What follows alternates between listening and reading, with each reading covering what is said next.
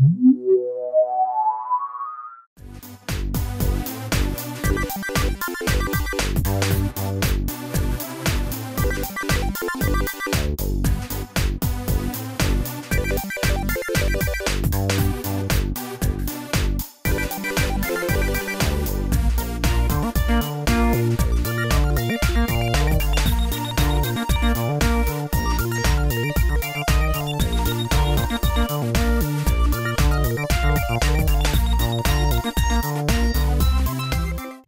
gang, welcome to an all-new episode of Collection Expansion Extravaganza right here on ToyWorldOrder.com, starring me, Duvall, and my wife, Carrie Duvall. She's very vocal today. More vocal than usual. Lots of emotion in the face. Considering I strong-armed her into doing more episodes. Put her arm behind her back and said, "You're doing them." And she said, why is it got to be all about you? That's pretty much true. I love you! Oh. Well, we're back. We've got some cool stuff for you to show. Let's start off with some Carrie stuff. So we're going to talk about this. It's cute. Next. I don't know what it is. It's a bank. It's a little bank. It's a little goofy bank. There's no money There's in no there. money in there. I don't think it says the year this was made, but it's Goofy in his little beat-up car. He's trucking along. He's got the radiator's got tape on it. The light's got tape on it. It's a cute little piggy bank. The fact that it's got the stopper down at the bottom of it. I don't remember where we found this. I don't remember if we found it at I think we found it at the flea market. We found it at the flea market. Yeah, he's pretty cool. His little tires. His tires have flats and they're all patched and stuff. Poor Goofy. Goofy never gets a break. But we found this and Carrie was like, "Oh my God, I need to have that." And I was like, "Well, it's $1, so we'll buy it." So that's kind of cute, a little Goofy car. This is something for Carrie for Christmas time. something I picked up. Santa Claus will come. Yeah, hopefully. It's a Goofy stocking. Check that out, a little Goofy stocking for Carrie. Got his little scarf down here at the end here. It's a nice big stocking too. It's pretty. Yeah, Santa Claus can fill that up with good stuff. I know, all kinds of good stuff. But I think this we found. I don't know if I found that at a flea market or not. I don't remember now. It's been so long since I pulled this out. I want to say it was something Dave and I went to and I found, and I was like, oh, it was garage sailing. I was garage sailing with John Kent. With Dr. John and this past April, and this was at one of the houses we went to, and I picked it up, and he was like, "What are you buying that for?" And I'm like, "Well, I got to take the wife home." You don't have to. I'm like, "It's Goofy, so I got to pick it up because I know she doesn't have it." So I was like, "Oh." Let's see, we got this is kind of cool. This was free, and I think it was at the flea market, and it was free, and it's a little preschool Big Bird mirror. It's like a little kid's mirror. It's got like a little bell or chime in there, and it was just something for the little baby to look into. And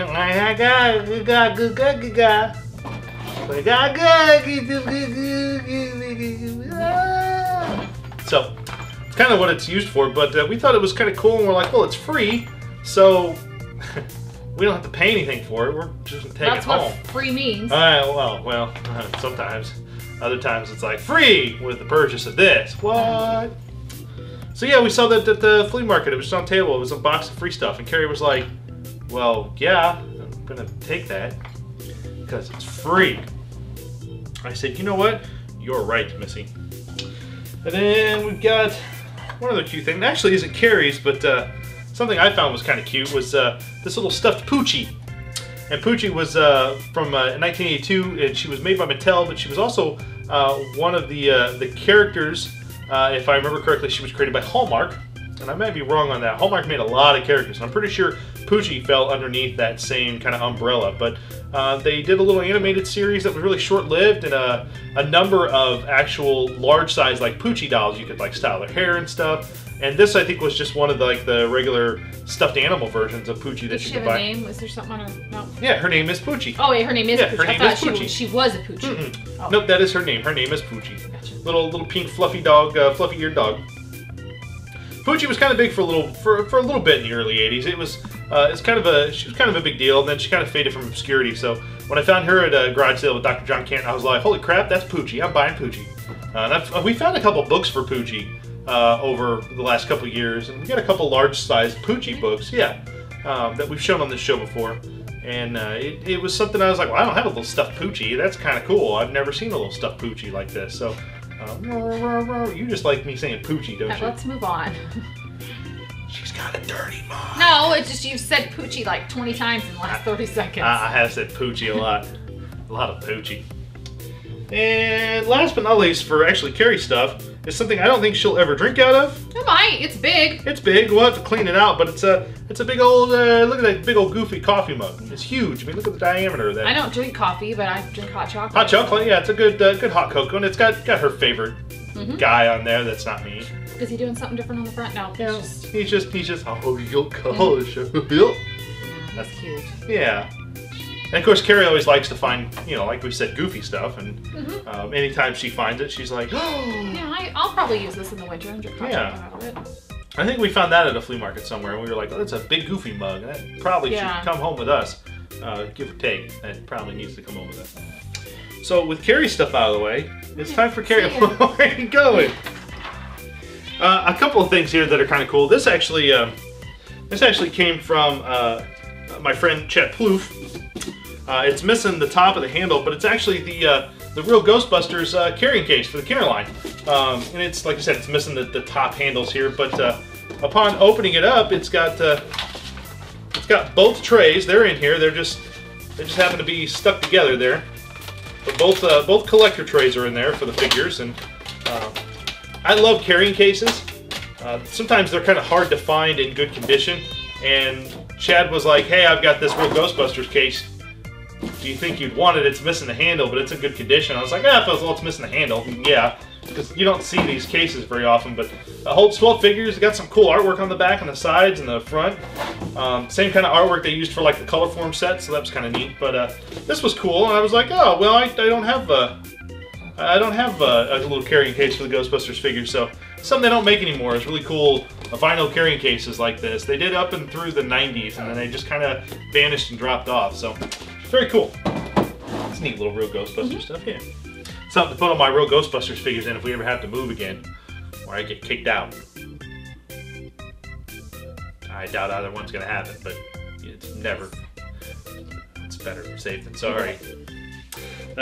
This action figure item is kind of interesting. It's a Matchbox figure, and Matchbox, of course, didn't make a whole lot of figures, but they did do a line of figures based on Armageddon. And I found Bruce Willis from Armageddon. Sure did. Let me check him out here. Yeah, that's sure is. Pretty good likeness of him in the face. I mean. They made two. They made a Bruce Willis and they made a Ben Affleck.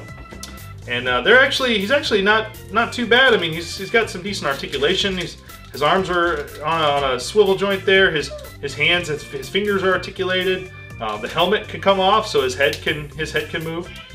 He's supposed to come with a. He's supposed to have a big old missile launcher that he holds, but you don't really need the missile launcher. I didn't need the missile launcher, but I found this at the local flea market, and I was like, holy crap, I need to buy Bruce Willis. Because I had actually, what was funny is Dave and I had just been talking about this the week I found these figures, and I was like, oh, it's like I'd really like to get those two Armageddon figures. And then I stumbled across Bruce Willis, and I was like, well, no, I just need to find one Armageddon figure one of these days at the flea market, and I'll have them both. He's pretty cool though, but yeah, it's some odd that you wouldn't think of to have action figures that Matchbox got the license, did a bunch of like the vehicles and stuff in the movie, and released these two large-scale action figures, and they don't really go in with anything. I mean, I guess you could pose them next to. I mean, they're you could have them arm wrestle over the top guys. That's probably about the best thing you can do. Over the top guys would win though. How you doing there, Bruce? Rah. So, kind of cool. I like this figure though. I think they're odd. Again, vocal. Are you like a fan of the movie? I mean, what's you just like it because they didn't? Well, you know me, I just like odd toy lines, and that's a really odd toy line. That movie in 10 years. In 10 years, yeah. It doesn't hold up well. It's not I mean, it's fun, but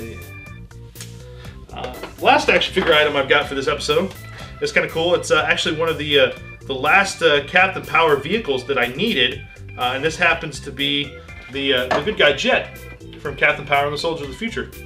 And You're holding it like a gun. Does it shoot things? Yeah, it actually, it's supposed to interact with the television. So when you would, when you would watch Captain Power, it won't interact with like new LCDs and flat screens, but like an old tube TV or something. If you put a VHS tape of Captain Power, or even play the DVDs on a regular TV, you could actually fire at the screen. It like the enemies flash, and you can fire and you can tally points, or it actually can fire back and hit your jet. And if it hits it enough times, it actually will. Well, that's actually kind of neat. Eject the figure out, and this line was way ahead of its time when it was out. I was gonna say, is there any toys out there nowadays that you could do that with? No, this was really ahead of its time. That's kind of neat. And they never quite perfected the effect, so it was never quite like it should have been. Although it came close and it did work. Like you can fire ship against ship, like all the ships and stuff can fire against one another. So it works pretty well, but the TV thing was never quite. It's too bad. That's neat. Yeah, and the show was super expensive to produce in the 80s because it was a sci-fi show. It was a kids show. You know, they had all this technology they had to put into the show for this. Like they had to make special costumes that they could go in and like animate the little flashes so it could fire back and program and all that. And it got kind of wonky, but it is very got a little sight here that you can look down. It is really cool, and the Good Guy jet was the last of the first wave vehicles that I had needed. I had the Bad Guy jet from when I was a kid. I picked up a couple other pieces here and there, and then this was we found this at Toyman, and the guy just had a bunch of these, like 3 or 4 of these, and the other jets, and the Throne in a box. And I was like, "How much you want for those?" And he's like, "Oh, $20." And I was like, "Here, take my money. I will gladly buy that and open it so I can have a really nice condition jet here, so I can kind of finish off the Captain Power vehicles." And pretty cool. But yeah, it was really ahead of its time. That's part of the reason why the toy line didn't last and the show didn't last, because everything was just all so costly to produce. A week show like that, and a weekly show, and then these toys and the it's cool toys though. Yeah. For 1980 something. I got a couple lunch boxes. Why don't you hand me that one right there? That one's kind of unique. This is actually kind of cool. Of course, you know it's Rambo, but the cool thing about this metal lunchbox for Rambo is the fact that it actually was this isn't the last one, but the metal lunchbox style, Rambo was the last of this style to be made before they moved strictly to plastic lunchboxes. Like, after they did the Rambo lunchboxes, they did not do metal lunchboxes anymore. They went strictly to plastic lunchboxes because parents complained and kids were getting hurt, and because kids would get in a fight at school and they would hit each other with their lunchboxes. This one's got the thermos to it, the Rambo thermos there. It's kind of cool. I'm not a big Rambo guy, but we saw this in an estate sale and I bought it just because of its it's a very unique piece of history when it comes to lunchboxes, because it's the style, like I said, is the last style in the metal lunchboxes that were made. There are plastic versions of this, but the metal one is unique just simply because after that one they went all plastic. And speaking of plastic lunchboxes, I've got the cover on this is kind of beat up, but I hadn't seen it before, and this was another one we got at a large estate sale that just had a bunch of lunchboxes. It's actually a plastic Care Bears lunchbox, and a different version than any of the ones that we found before. No thermos, no thermos in there, but I think the estate sale we went to, all the metal lunchboxes were like $5, and whether they had thermoses or not, and all the plastic ones were like $2 or $3 or something like that, whether they had thermoses or not. So Carrie and I just like loaded up, a huge box, grabbed every unique lunchbox we could find, because they were so cheap, and you don't find, especially metal lunchboxes, and the metal ones were in pretty good condition. You don't really find them for $5. And the last metal lunchbox I found, which was another one that came out of the estate sale, that's got a little rust on it, but it's in pretty good condition, is actually the very cool He-Man and the Masters Universe metal lunchbox. That's got the front artwork has got Tila and He-Man and Manny Faces and Orko and Castle Grayskull there, while the back has got it's got He-Man and Battle Cat Roboto and Skeletor. It's a really, I love this lunchbox, and the fact that the thermos is in here. It does have the... somebody put stickers on it. Somebody put stickers on the top of it, but those are easily removed with Goo Gone and just get rid of them. But the thermos is there, and that's what, you know, really when it comes down to it, that's what counts. And again, it's in pretty good condition. It's got some rust spots on the front.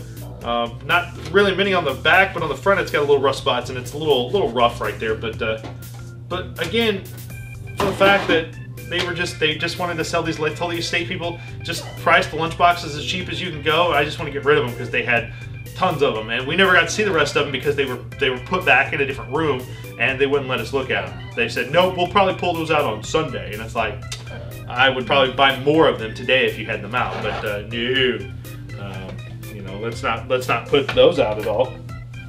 We got a couple board games here. Actually, a board game and a couple of puzzles. This one, which is kind of unique for us because we don't really do puzzles, but we find them, they're complete, we buy them. This one's kind of cool. This is actually a Milton Bradley game called Trapdoor. And it's kind of neat because it's a marble-based game, and the playing board, if you will, is kind of cool because on the bottom, you can see all these holes on the bottom here, and basically what it is you take these little key pieces and then you slide them into the holes, and that effectively creates a maze for your gotcha. So when you turn this, you turn the game board, what happens is eventually it will, once you get it all put together right, these keys will catch certain things on the board, which will open the board up, and then the marbles will fall into the actual maze and come out the end there. So your goal is to get all of your marbles into the middle without losing them, you know, through the trap door. It really is a neat game. Can't get that out of there now. There we go. A very unique game, one that you'll see, one that you'll see eventually on board. She said when we started recording that wasn't going to happen, and it happened. So. Down there whining like a little crybaby. Huh? Butthole. You're not gonna make mommy happy. Everybody wants to be famous. He has his own fans. Everybody loves Chaser Puppy. I know. Can you just sit and be quiet? That's all he wants. He just wants to see what we're doing. Actually, I think these two, you want to hold that one for just a second while I get this other one here. This one hasn't even been opened. And neither has this one. I didn't realize that. These two jigsaw puzzles were bought specifically because they weren't open. One is The Black Hole from Walt Disney Productions, which shows a picture of Bob, which is probably, or Vincent, I should say, which is pretty cool. Bob, the old Bob was the other one. This is Vincent. And it's never been opened, so it's, you know, more than likely, barring any type of weird, strange situation, it's complete. We hope. I would think so. Yeah. And then the last puzzle, I paid $5 for it, but again, it was sealed. It's actually one of these the great classic Centurions puzzles, 200-piece jigsaw puzzle, and it's got some really good artwork there. I love these licensed puzzles just because they're always really cool. It's really cool artwork and they're really cool pictures, and they're usually usually find them pretty cheap, and if they're complete, we buy them just because you don't see those puzzles a whole lot. So some cool stuff this time around, I think. Some action figures, some some Carrie's cute stuff, some lunch boxes. All around some good stuff this episode. That'll wrap it up for us, though, this episode on Collection Expansion Extravaganza. Poochie. Make sure you check us out on ToyWorldOrder.com, as well as if you're watching this somewhere else other than YouTube, God forbid, go to YouTube.com/ToyWorldOrder and hit subscribe. Helps us out tremendously, as well as check out our sister station, which covers board games, which is youtube.com/boardtheshow, and subscribe to watch all the crazy antics on board the show with myself, Pixel Dan, and Puppet Duvall, and sometimes me, sometimes Carrie and Dave, and you never know who will stop by every season. Somebody will stop by once a season at least. Dave made a couple of appearances this season, and so did, well, Carrie did voice-wise. You could hear her yelling because the puppet bit her and threw up in her shoes. Sorry about that again. Apologize. You can't control the puppet. There you go, guys. Hope you guys will join us next time here for an all-new episode of Collection Expansion Extravaganza. And until next time, gang, keep digging, because you never know what you're going to find. Bruce says, bye-bye. Bye-bye. Take care, guys. Ha ha.